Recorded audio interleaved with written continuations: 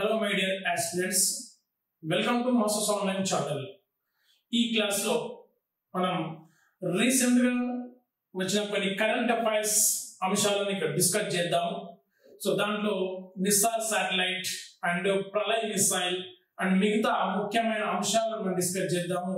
So ఎందుకంటే రాబోయే notification సంబంధించి ఎందుకంటే నోటిఫికేషన్ వచ్చే అవకాశం ఉంటుంది అని చెప్తున్నారు కాబట్టి సో దీంట్లో అంటే నోటిఫికేషన్లు వస్తున్నాయా లేదా తర్వాత ఆ విషయం పక్కన పెడితే సబ్జెక్ట్ అనేది మనకి చాలా ఇంపార్టెంట్ కాబట్టి దాంట్లో కరెంట్ అఫైర్స్ అనేది మోస్ట్ ఇంపార్టెంట్.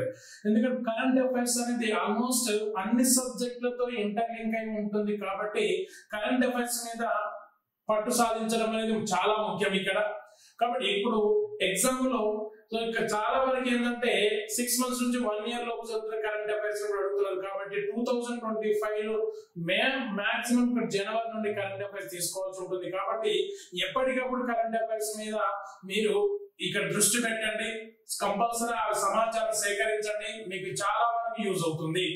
అంటే ఆ కరెంట్ అఫైర్స్ అనేది సాధారణంగా కొంతవరకు సబ్జెక్ట్ లో కూడా కన్వర్ట్ అవ్వడానికి అవకాశం ఉంటుంది. అది పాలిటీ కావచ్చు, ఎకానమీ కావచ్చు, గవర్నెన్స్, జోగ్రఫీలా ఆల్మోస్ట్ మనం తీసుకోవాలి. ఎందుకంటే ఇవాళ తీసుకున్నట్టయితే జూలై 30 రోజు తీసుకున్నట్టయితే చాలా వరకు జాతీయంగా కానీ అంతర్జాతీయంగా కానీ చాలా వరకు ముఖ్యమైన అంశాలు మనకు ఉన్నాయండి. సో మరి ఏంటా ముఖ్యమైన అంశాలు మనం పరిశీలించినట్టయితే ఫస్ట్ సో మనకి ఇక్కడ సైన్స్ అండ్ టెక్నాలజీ పరంగా తీసుకున్నప్పుడు నిస్సార్ శాటిలైట్ మనం గమనిస్తామండి. సో వీడియో స్కిప్ చేయకుండా చూడండి, లైక్ చేయండి అండ్ షేర్ చేయండి.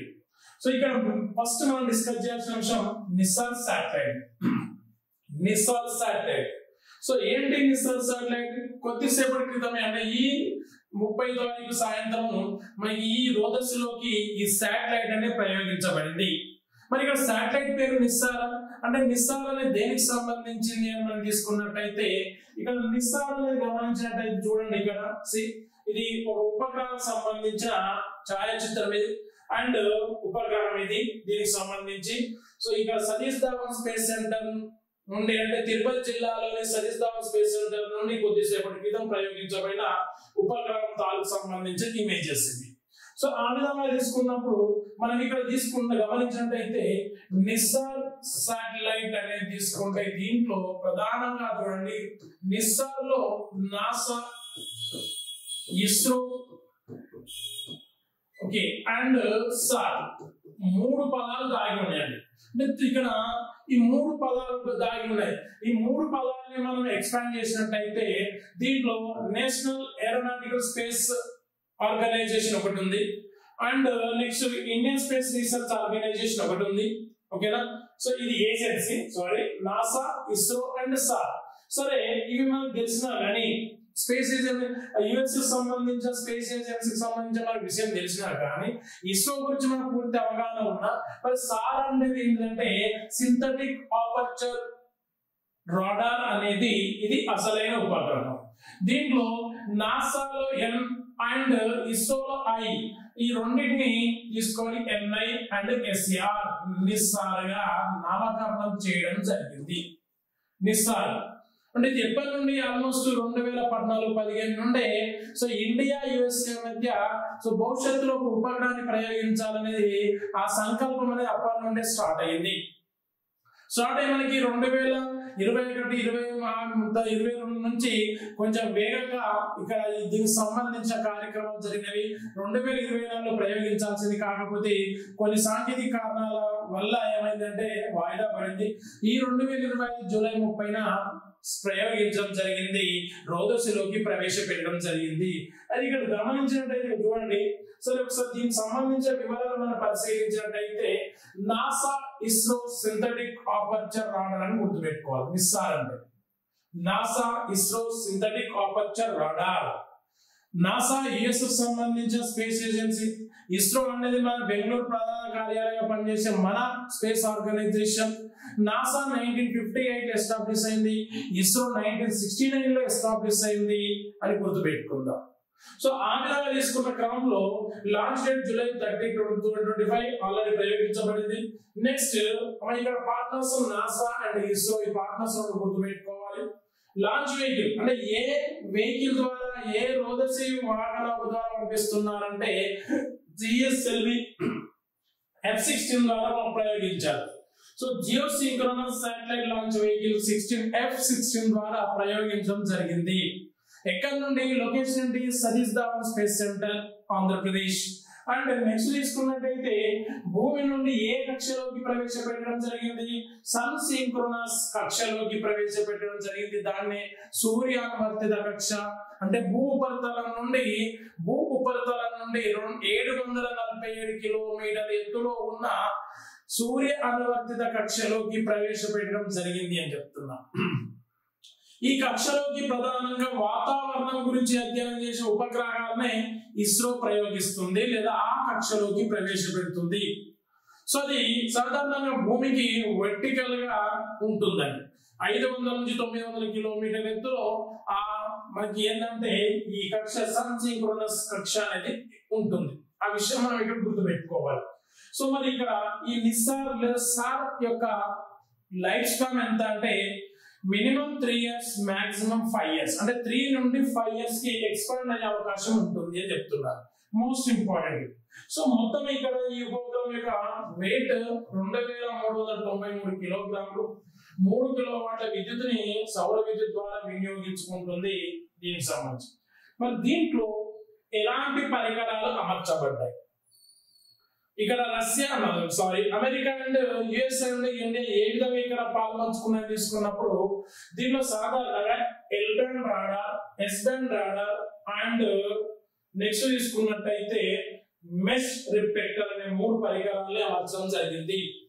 సో జనరల్ గా ఉపగ్రహాలన్నింటిలో ఒకటే రాడార్ ఉపయోగిస్తే దీంట్లో దాదాపు 2 రాడార్స్ చాలా విలువైన ఖరీదైన రాడార్లు ఉపయోగించడం జరిగిందని చెప్పారు. డబుల్ రాడార్స్, డ్యూయల్ రాడార్స్ అని అన్నారు. సో ఈ ఎల్ బ్యాండ్ రాడార్ ని నాసా రూపొందించింది. ఎల్ బ్యాండ్ రాడార్ ని నాసా డిజైన్ చేసింది లేదా అభివృద్ధి చేసినారు. ఇది 24 సెంటీమీటర్ల తరైన దైర్ఘ్యాన్ని కలిగి ఉంటుంది. అంటే ఈ రాడార్ అనేది ఎలాంటి సమాచారాన్ని సంగ్రహిస్తుంది భూపరితలం మీద అన్నప్పుడు మరి ఇక్కడ నేలలోని తేమను అండ్ మంచు పొరల గుండా భూమి మీద, ఎందుకంటే ఇది ఉత్తర దక్షిణ ధృవాలను కవర్ చేస్తూ ఉంటుంది కాబట్టి ఇక భూపరితలం మీద ఉన్న మంచు పలకాల కింద సంబంధించిన అంశాలను అధ్యయనం చేస్తుంది. అండ్ అడవులను కూడా ఇది అధ్యయనం చేస్తుంది. అడవుల యొక్క పచ్చదనాన్ని అధ్యయనం చేస్తుంది. నేల కింద పరిస్థితిని అధ్యయనం చేస్తుంది ఈ ఎస్ బ్యాండ్ రాడార్ అనేది. ఇస్రో అభివృద్ధి చేసిన రాడార్ పేరు yes band. ISRO yes band గుర్తుపెట్టుకోండి. సో ఈ సాధనాన్ని ఇస్రో అభివృద్ధి చేసింది. చిన్న పరికరం ఇది, చిన్న రాడార్ ఇది. అంటే తరగతి చిన్నగా ఉంటుంది. ప్రధానంగా ఇక్కడ వ్యవసాయం సంబంధించిన పంటల ఎదుగుదల, సేమ్ మంచు భూపతలం మీద ఉన్న మంచు విస్తీర్ణం అలాంటి వాటిని ఇది అధ్యయనం చేస్తుంది. ఈ 2 రాడార్లతో కూడిన ఉపగ్రహం అనేది ఒక ప్రాంతంలో సాధారణంగా సేకరించే సమాచారం లేదా తీసే చిత్రాలు ఏవైతే ఉన్నాయో దాదాపు 15 నుండి 20 కిలోమీటర్ల పరిధి వరకు దీన్ని ఆ సమాచారాన్ని కవర్ చేస్తుంది. ఏదైనా ఒక నిర్దిష్ట, ఫర్ ఎగ్జాంపుల్ అడవులకు సంబంధించిన విషయాన్ని అందివ్వాలంటే సో దాదాపు ఆ పరిధిలో 15 నుండి 20 కిలోమీటర్ల పరిధిలో ఉన్న వాటిని సో విత్ ఇన్ సెకండ్స్ లో క్యాప్చర్ చేస్తూ ఉంటుంది. సో అలాంటి ఈ రాడార్స్ డెవలప్ చేయడం జరిగింది NASA and ISRO. Next mess reflector అంటే ఏంటంటే ఇక్కడ 12 మీటర్ల వెడల్పు గల టోటల్ గోల్డెన్ కోటెడ్ పరికరం. ఇది రోజుకి వెళ్ళేది ఏముంటుంది, పూర్తిగా ఎక్స్పాండ్ అవుతుంది. ఒక బ్యాడ్మింటన్ కోర్టు పరిధిలో ఉంటుంది. ఈ ఉపగ్రహానికి ఇంత పెద్ద రిఫ్లెక్టర్ అమర్చడం ఫస్ట్ టైం అని అంటున్నారు. ఓకేనా? సో అంటే ఆల్మోస్ట్ ఏంటంటే ఈ రాడార్లు తీసుకున్న డాటా అంటే సంగ్రహించిన డాటా ఏం చేస్తున్నాయంటే ఈ డాటాను తిరిగి ఉపగ్రహ కేంద్రాలకు పంపిస్తూ ఉంటుంది. ఓకేనా? 2 రాడార్లకి సేవలు అందిస్తుంది రిఫ్లెక్టర్ అనేది గుర్తుపెట్టుకోండి.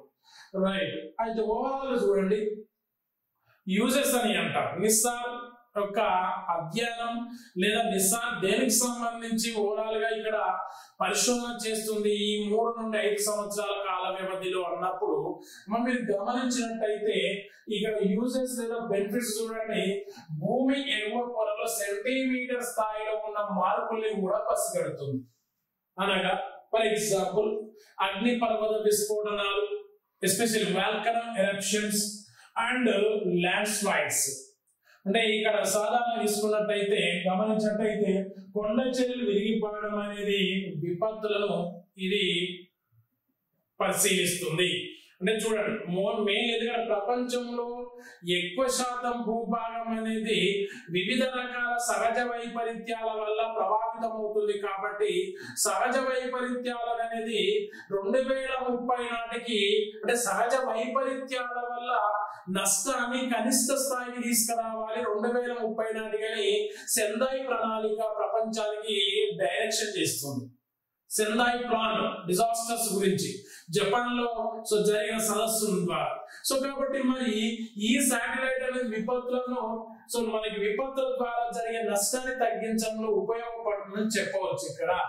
అండ్ ధ్రువ ప్రాంతాల మంచు పలకాల ఐస్ బర్స్ ఏవైతే ఉన్నాయో లేదా ఆ మంచు పలకాల కదలికలను అండ్ మంచు పలకాల యొక్క కరుగుదలని, ఎందుకంటే గ్లోబల్ వార్మింగ్ వల్ల అంటార్కిటికా ప్రాంతంలో మంచు పలకాలు అంటే ఘనస్థితిలో ఉన్న మంచు అనేది నెమ్మదిగా కరుగుతుంది. కాబట్టి దాని గల కారణాలను ఇది అధ్యయనం చేస్తుంది. ఏది సార్ లేదా నిస్సార్ సాటిలైట్. దెన్ ఇక్కడ అటవీ విస్తీర్ణం, అటవీలో పచ్చదనంలో మార్పులు అండ్ అగ్రికల్చర్ సంబంధించిన పంటల ఎదుగుదల, క్రాప్ ఏదైతే గ్రోత్ ఉందో దాని ఎదుగుదల, నేలలో తేమ పరిశీలన. ఓకేనా, నేలలో తేమ పరిశీలన ద్వారా ఈ ఉపరితల జలాలు చిత్తడి నేలలో మార్పులు. ప్రపంచవ్యాప్తంగా రామ్సర్ సైట్స్ అనేది దాంట్లో మన ఇండియాలో 85 ఉన్నాయి కాబట్టి రామ్సర్ సైట్స్ కాకుండా మిగతా చిత్తడి నేలలు కూడా ఉన్నాయి కాబట్టి ఇక్కడ గ్లోబల్ వార్మింగ్ వల్ల చిత్తడి నేలలు అండ్ అధిక జనాభా వల్ల చిత్తడి నేలలు తగ్గిపోతున్నాయి. ఈ క్రమంలో చిత్తడి నేలలో జరుగుతున్న మార్పుల్ని కూడా ఈ ఉపగ్రహం అనేది మనకు సమాచారం ఇస్తుంది. అదే విధంగా నీటి వనరుల నిర్వహణ, వాటర్ మేనేజ్మెంట్ రిసోర్సెస్ సంబంధించి ఇక్కడ మెయిన్ గా తీసుకోవడానికి మళ్ళీ విపత్తులు, తుఫానులు, సునామీలు, వరదలు, ఫారెస్ట్ ఫైర్, అంటే ఫారెస్ట్ ఫైర్ వంటి విపత్తుల సమయంలో సహాయ చర్యలకి ఉపయోగపడుతుంది. ఇక్కడ మెయిన్ గా మనం తీసుకున్నట్టయితే గమనించండి, ఇక్కడ నిస్సార్ ప్రత్యక్షంగా పరోక్షంగా విపత్తుల ఉపశమన చర్యల్లో మనకు ఉపయోగపడుతుంది. ఓకే, డిజాస్టర్ మేనేజ్మెంట్ లో ఉపయోగపడుతుంది. డిజాస్టర్ మిటిగేషన్ యాక్టివిటీస్ లో ఈ శాటిలైట్ ఉపయోగపడుతుంది. అదే విధంగా ఇక్కడ ఎంత సూక్ష్మ స్థాయిలో పనిచేస్తుంటే ఒక అంగుళం నేల కుంగినా కానీ దాన్ని పరిశీలించి ఛాయాచిత్రాన్ని పంపిస్తుంది. ఆ క్రమంలో వంతెనల్లో కానీ డ్యాముల్లో ఉన్న లోపాలను కూడా పసిగడుతుంది అని చెప్తున్నారు నిస్సార్ శాటిలైట్. చూద్దాం ఏ విధంగా పనిచేస్తున్నది. ఇక నెక్స్ట్ తీసుకున్నట్టయితే సన్ సింక్రోనస్ ఆర్బిట్ లేదా హీలియోసింక్రోనస్ ఆర్బిట్ తీసుకున్నట్టయితే ఇది భూమధ్య రేఖ అనుకుందాం and Tropic of Cancer, Tropic of Capricorn ఇలా. ఇది ధ్రువ ప్రాంతాలు. ఓకేనా, ఈ విధంగా ఈ కక్ష అనేది ఈ విధంగా దాదాపు 900 కిలోమీటర్ల ఎత్తున కక్ష ఉంటుంది. ఈ ఉపగ్రహం అనేది 747 కిలోమీటర్లో ప్రవేశపెట్టబడింది. ఓకే, ఇది నిస్సార్ శాటిలైట్ సంబంధించిన ముఖ్యమైన అంశాలు. ఎగ్జామ్ పాయింట్ ఆఫ్ వ్యూలో సైన్స్ అండ్ టెక్నాలజీ పరంగా చాలా ఇంపార్టెంట్, గుర్తుపెట్టుకోండి. ఇక్కడ ఉపయోగాలు అనేది చాలా ఇంపార్టెంట్, చాలా వరకు ఇంపార్టెంట్. ఇక మిగతా కరెంట్ అఫైర్స్ పరంగా తీసుకున్నప్పుడు జూలై 30ని ప్రపంచవ్యాప్తంగా లేదా అంతర్జాతీయ స్థాయిలో తీసుకున్నట్టయితే July 30 world Day Against Trafficking in persons అనేది చాలా మనకి ఈ రోజు ప్రత్యేకత. అంటే మనుషుల అక్రమ రవాణా వ్యతిరేక దినోత్సవం. అక్రమ రవాణా, ఈ అక్రమ రవాణా అనేది సాధారణంగా మనకు కాంపిటేటివ్ ఎగ్జామ్స్ పరంగా తీసుకున్నప్పుడు దేంట్లో ఉంటుంది? సోషల్ ఎక్స్క్లూజన్ లేదా సోషియాలజీలో ఒక మెయిన్ టాపిక్. అన్ని రకాల పోటీ పరీక్షల సోషియాలజీ అనేది కీలకమైనది. అలాంటి దానికి సంబంధించి ఇక్కడ మనం గమనించినట్టయితే ఇక్కడ ఒక కరెంట్ రిలేటెడ్ అంశాన్ని మనకి ఇవ్వడం జరిగింది. అది జూలై 30న World Day Against Trafficking in Persons అన్నారు. ఇక్కడ తీసుకున్నట్టయితే దానికి సంబంధించిన ఇది ఇమేజ్ ఇది. కొంచెం వివరాన్ని మనం తీసుకున్నట్టయితే 2025 నినాదం ఏంటి? థీమ్. ఇక్కడ జనరల్ థీమ్ అనేది చాలా ఇంపార్టెంట్ కాబట్టి ఈ థీమ్ తీసుకున్నట్టయితే human trafficking in organised crime and the exploitation, not and the exploitation. Human trafficking is organized crime and the human exploitation. Okay, see ఆ థీమ్ అంటే ఏ డే వచ్చినా ఆ డేకి సంబంధించిన థీమ్ గుర్తుపెట్టుకోవడం అనేది మనకి చాలా వరకు ఉపయోగం. ఎందుకంటే ఒక 4-5 డేస్ తీసుకొని ఆ థీమ్ మ్యాచింగ్ చేయమని అడుగుతున్నాడు కాబట్టి సో ఏ విధంగా ఇచ్చినా మనం గుర్తుపెట్టుకోవాలి. Human trafficking is organised crime and exploitation అని గుర్తుపెట్టుకోండి. దెన్ ఇక్కడ తీసుకున్నట్లయితే మరి ఏంటి మానవ అక్రమ రవాణా తీసుకున్నప్పుడు మానవ అక్రమ రవాణా అనేది తీసుకుంటే ప్రాచీన కాలం నుండి బానిసత్వ రూపంలో కొనసాగేది, వెట్టి చాకిరి రూపంలో కొనసాగేది. ఆ తెలంగాణలో మన తెలంగాణ రాష్ట్రంలో వెట్టి చాకిరి అనేది చాలా వరకు నిజాంల కాలంలో ఉండేది. ఓకేనా? సో ఎందుకంటే నిజం తెలంగాణలో చాలా ప్రాంతాలని సో జమీందారులు పరిపాలించడం జరిగింది. ఆ దొరల పరిపాలన బాగా వెట్టి చాకిరి అనేది ఉండేది. సో అలా మనకి ఇక్కడ మానవ అక్రమ రవాణాలో వెట్టి చాకిరి, బానిసత్వం, లైంగిక దోపిడీ ఇవన్నీ వస్తాయి. ఇప్పుడు దాన్ని మనం తీసుకున్నట్టయితే ప్రస్తుతంలో సైబర్ క్రైమ్ అనేది కూడా వస్తుంది. ఎందుకు సైబర్ క్రైమ్ వస్తుంది నేనంటున్నానంటే సైబర్ క్రైమ్ చేయడానికి భారత్ నుండి యువతను అంటే అక్రమంగా తరలించి వాళ్ళ ద్వారా ఈ ఆన్లైన్ మోసాలు పాల్పడుతున్నారని రీసెంట్ సర్వే తీసుకున్నారు. కాబట్టి ఆ సైబర్ నేరాలకు ఉపయోగించే యువతను కూడా దీంట్లో బాధితులుగా మనం భావించవచ్చు.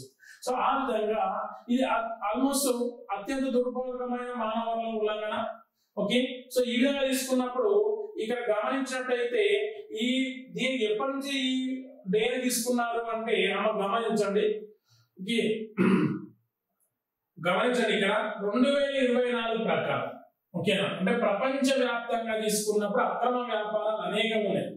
డ్రగ్ కానీ డ్రగ్స్ కానీ తర్వాత మిగతా తీసుకున్నప్పుడు దాంట్లో హ్యూమన్ ట్రాఫికింగ్ అనేది 3వ స్థానంలో ఉంది.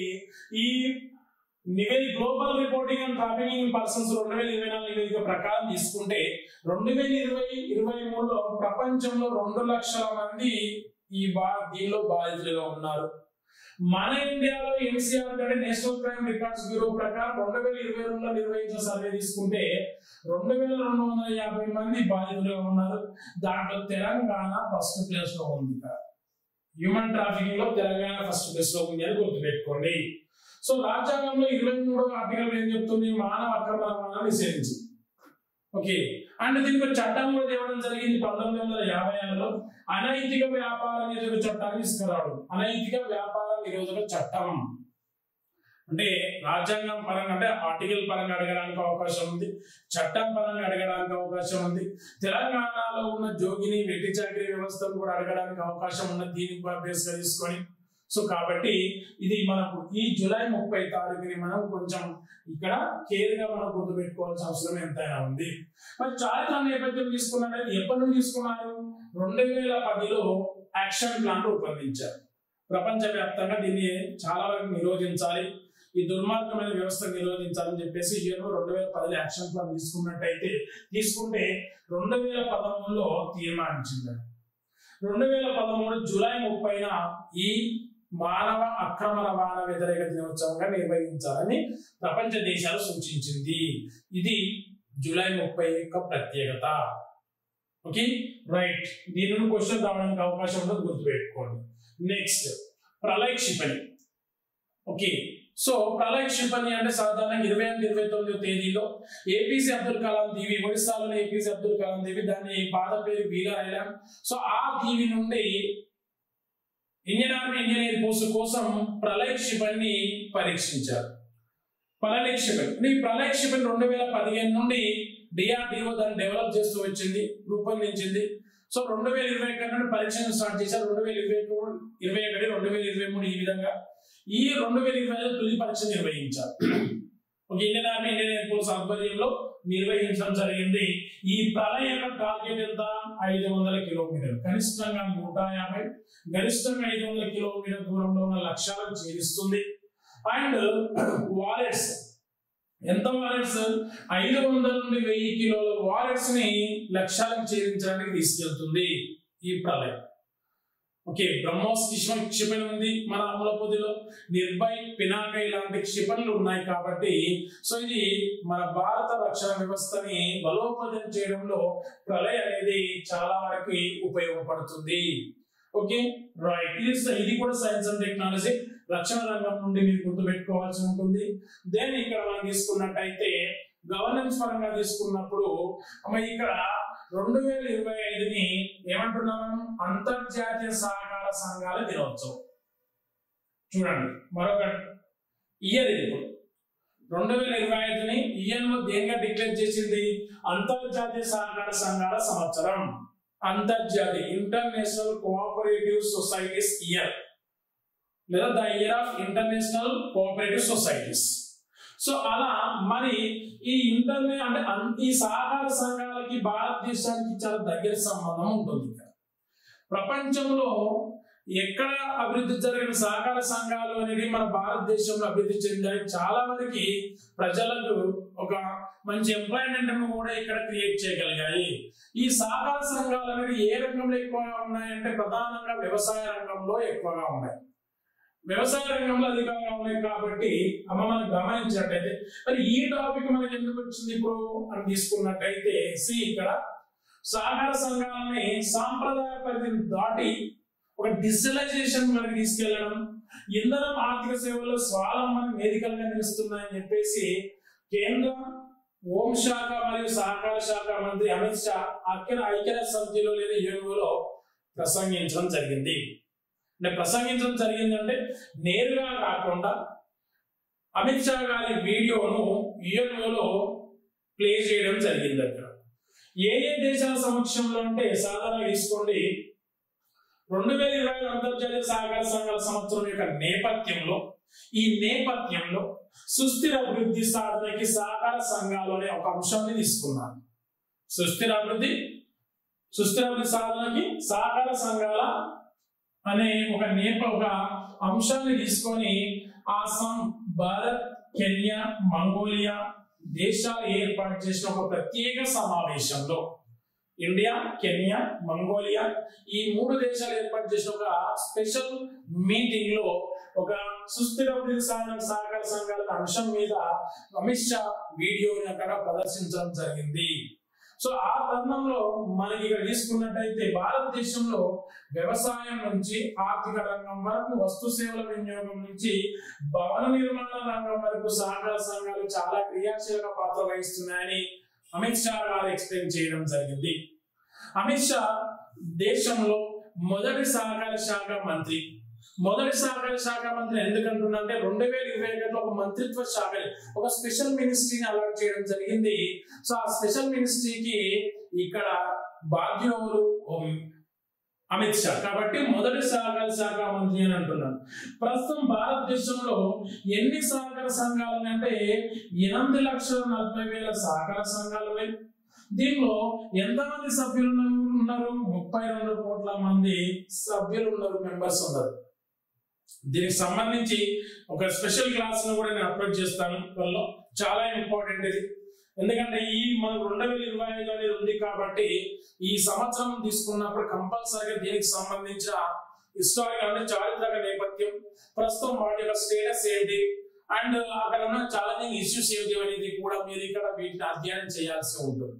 ఎందుకంటే భారతదేశంలో 1896లో కోఆపరేటివ్ సొసైటీ సహకార సంఘాలు అనే ఒక భావాన్ని తీసుకొచ్చారు. ఓకేనా? సో దాంట్లో ప్రధానంగా కృష్ణాజీ వండేకర్, జీజీ అగార్కర్ అనే 2 వ్యక్తులు ఇక్కడ ఈ భారతదేశంలో సహకార సంఘాల భావనకు ఆద్యులండి. ఓకే, మహారాష్ట్ర నుండి కృష్ణాజీ వండేకర్ అనే వ్యక్తి మరియు జీజీ అగార్కర్ అనే వ్యక్తి. ఈ 2 వ్యక్తుల ద్వారా 1896లో సహకార సంఘాల భావన అనేది రావడం జరిగింది. అర్థమైందండి. నెక్స్ట్ 1904లో 1994లో ఇక్కడ భారతదేశంలో పర్యటించిన పెమాయ్ కమిషన్, కరువు కమిషన్ ఓకే గ్రామీణ ప్రాంతాలకి అప్పులిచ్చే విషయం గురించి సహకార సంఘాల ప్రస్తావన తెచ్చింది. అలా 1905 నుండి స్టార్ట్ అయింది ఇక్కడ. సో నెక్స్ట్ తీసుకున్నప్పుడు భారత్ అంటే ఆఫ్టర్ ఇండిపెండెన్స్ లేదా భారతదేశం స్వాతంత్రం తర్వాత మొదటి ప్రణాళిక కాలంలో సహకార సంఘాలకి ప్రాధాన్యత ఇవ్వడం జరిగింది. అలా వచ్చిన వాటిలో మనకి ప్రపంచంలోని అతిపెద్ద సహకార సంఘం అమూల్ అనేది విస్తరించడం జరిగింది. చాలా వరకు ఉన్నాయి. తెలంగాణలో తీసుకున్నట్టయితే ముల్కనూరు మహిళా కోఆపరేటివ్ సొసైటీ అనేది ఇలా చాలా వరకు మనకు భారతదేశంలో విజయవంతంగా పనిచేస్తున్నాయి కాబట్టి వీటికి మనం గుర్తుపెట్టుకోవాలి. అది అంతర్జాతీయ సహకార సంఘాలకు సంబంధించి లేదా కోఆపరేటివ్ సొసైటీకి సంబంధించి అంశం. ఇక నెక్స్ట్ తెలంగాణకు సంబంధించి తెలంగాణలో ప్రముఖ స్వాతంత్ర సమరయోధురాలు అంటే నిజాంల పరిపాలన వ్యతిరేకంగా చాలా మంది పోరాడడం జరిగింది. దాంట్లో ఒక వ్యక్తి దొడ్డా పద్మ గారు. సో ఆల్మోస్ట్ 99 ఇయర్స్ అంటే 99 సంవత్సరాల వయసులో మరణించడం జరిగింది. సో ఇక ఈమె సొంత జిల్లా వాస్తవానికి నల్గొండ, అయితే పుట్టింది మాత్రం ఏంటంటే ఎన్టీఆర్ జిల్లాలో ఒకేనా అట్రప్రాగకు చెందిన కమ్యూనిస్టు నేత ఎవరైనా కట్రాగడ్డ రంగయ్య అన్నపూర్ణ దంపతులకి ఈమె జన్మించింది. ఈమె హస్బెండ్ ఎవరంటే సిబిఐ నాయకుడైన దొడ్డా నర్సయ్య.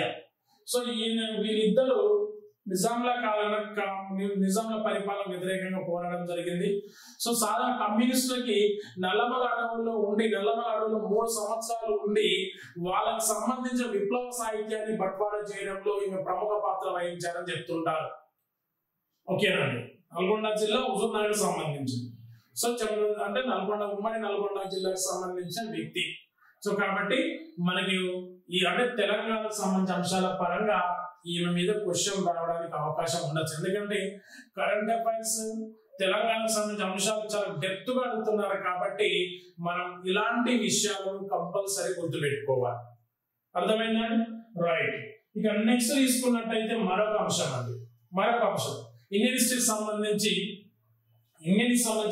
ఒక స్తూపం గురించి ఒక టాపిక్ మనకు వచ్చింది. టాపిక్ పిపల్ ఆవాస్ స్తూపం ఉత్తరప్రదేశ్ సిద్ధార్థ నగర్ సంబంధించి. ఉత్తరప్రదేశ్ లో సిద్ధార్థ నగర్ అనేది నగర్లో పిపల్ ఆవాస్ స్తూపం ఉన్నది. ఇది నేపాల్ సరిహద్దులో ఉందండి. మరి ఏంటి మన టాపిక్ ఇక్కడ అంటే ఆల్మోస్ట్ ఇక్కడ పిపల్ ఆవాస్ స్తూపంలో అంటే గౌతమ బుద్ధుడికి సంబంధించిన పవిత్రమైన అవశేషాలు స్తూపంలో ఉండే. అంటే భారతదేశంలో ఉన్న స్తూపాలు అంటే ఆల్మోస్ట్ గౌతమ బుద్ధుడి అవశేషాల మీద నిర్మించబడ్డాయి. అలాంటి స్తూపాల నుండి ఈ స్తూపాన్ని 1896లో కనుగొన్నారండి. కనుగొన్న సమయంలో ఆల్మోస్ట్ ఇక్కడ ఏమైందంటే ఆ స్తూపం నుండి బుద్ధుడి పవిత్ర అవశేషాలు చెప్పబడుతున్న కొన్ని భాగాల్ని ఓకేనా వేరే దేశాలు తరలించడం జరిగింది. ఇక్కడ ఓకేనా 1899లో పిపల్ ఆవా ప్రాంతంలో చేపట్టిన తవ్వకాల్లో బయటపడిన పవిత్ర అవశేషాలని బ్రిటిష్ హయాంలో మన దేశం నుండి తరలించారు, బ్రిటిష్ వారి పరిపాలనలో. ఓకే, సో తరలించిన తర్వాత జరిగిన పరిణామాలు ఏంటి అని తీసుకున్నట్టయితే సో సాధారణంగా ఇక్కడ ఈ 2025 జనవరిలో హాంకాంగ్ లో ఇక్కడ ఈ పిపల్ ఆవా నుండి తరలించబడిన బుద్ధుడి పవిత్ర అవశేషాలు వేలం వేయడం జరిగింది హాంకాంగ్ మ్యూజియం అని. అయితే ఇక్కడ మనం అంతర్జాతీయ స్థాయిలో మన గవర్నమెంట్ దౌత్యాన్ని నిర్వహించి ఆ వేలాన్ని నిలిపివేసిన తర్వాత ఆ కరోనా అవశేషాలని సో మనకి ఇటీవల జూలైలో ఇండియాకు తీసుకొచ్చారు. అట్లా ఆల్మోస్ట్ ఎప్పుడు ఓకే 127 సంవత్సరాల తర్వాత బుద్ధుడి యొక్క అవశేషాలు పవిత్ర అవశేషాలు ఇండియాకు తిరిగి వచ్చాయి. క్వశ్చన్ అనేది ఇక్కడ నుంచి ఏ విధంగా రావచ్చు అంటే పిపల్ ఆవా స్తూపం గురించి అడగడానికి అవకాశం ఉంది. పిపల్ ఆవా స్తూపం ఇటీవల వార్తల్లోకి ఎందుకు వచ్చిందని అడగడం జరిగింది. సో ఎక్కడ సో సాధారణంగా ఇప్పుడు ఈ అవశేషాలు ఏ దేశాలు తరలించడం జరిగింది? బ్రిటిష్ ఇండియా అంటే బ్రిటన్ నుండి హాంకాంగ్ ఈ విధంగా రావడం జరిగిందండి. ఓకేనా? సో ఆ విధంగా మనకి హిస్టరీ పరంగా దీన్ని కూడా గుర్తుపెట్టుకోవాలి. సో బుద్ధుడి పవిత్ర అవశేషాలకు సంబంధించిన భాగాలని సో మనకు ఒక బాక్స్ చేసి దానిలో ఇవ్వడం జరిగింది, కంపల్సరీ గుర్తుపెట్టుకోండి. 1898లో పిపల్ ఆవా స్తూపం తవ్వకాలు జరిపిన వారు సాధారణ కనుగొన్నారు. అవి ఆ పిపల్ ఆవా ప్రాంతం ఏమంటారంటే బుద్ధుడి జన్మస్థలమైన పురాతన కపిలావస్తుగా భావిస్తారు. పిపల్ ఆవా ప్రాంతం కపిలావస్తుగా భావిస్తారు, గుర్తుపెట్టుకోండి. సో అట్లా ఈ అవశేషాలకు సంబంధించిన పేటిక మీద ఏమున్నాయి? ఎముక ముక్కలు ఉన్నాయి, బుద్ధుడి యొక్క ఎముకలు ఉన్నాయని చెప్తున్నారు. అండ్ స్ఫటికాలు ఉన్నాయి, తర్వాత బంగారు ఆభరణాలు, ఇతర ఆచార నైవేద్యాలు ఉన్నాయని చెప్తున్నారు. ఓకేనా? సో ఈ పేటిక పైన ఒక స్క్రిప్ట్ ఉంది, లిపి ఉంది, ఆ బ్రాహ్మీ లిపిలో రాసి ఉంది. అంటే ఏంటి అంటే బుద్ధుడికి సంబంధించిన ఈ అంశాలను నాటి శాక్య వంశం నిక్షిప్తం చేసిందని పేర్కొన్నారు ఆ స్క్రిప్ట్. ఈ పవిత్రమైన అవశేషాలను ఎవరు నిక్షిప్తం చేశారంటే శాక్య వంశమే నిక్షిప్తం చేసిందని బ్రాహ్మీ లిపిలో నమోదు చేయబడిందని చెప్తున్నారు. కాబట్టి ఈ అంశం చాలా ఇంపార్టెంట్, హిస్టరీలో కరెంట్ అఫైర్స్ సంబంధించిన వాటి పరంగా వీటిని మీరు గుర్తుపెట్టుకోండి. అండర్స్టాండ్? సో ఇది మన కరెంట్ అఫైర్స్ సంబంధించిన అంశాలు. అయితే ఇంకొక అంశం కూడా మీరు గుర్తుపెట్టుకోండి. సో సాధారణంగా తీసుకున్నట్టయితే ఏంటి అని చెప్తున్నంటే 30 తారీఖు అంటే అనగా ఈ రోజు రష్యాలో భూకంపం సంభవించి రష్యాకు సంబంధించిన కొన్ని దీవుల్లో కాంచావట్కా దీవుల్లో 8.8 తీవ్రతతో భూకంపం సంభవించిందన్న. 8.8 తీవ్రతతో భూకంపం సంభవించి సో సాధారణంగా సునామీగా మారింది. అట్లా రష్యా అండ్ జపాన్ దేశాలకు, ఇతర దేశాలకు సునామీ హెచ్చరికలు జారీ చేశారు.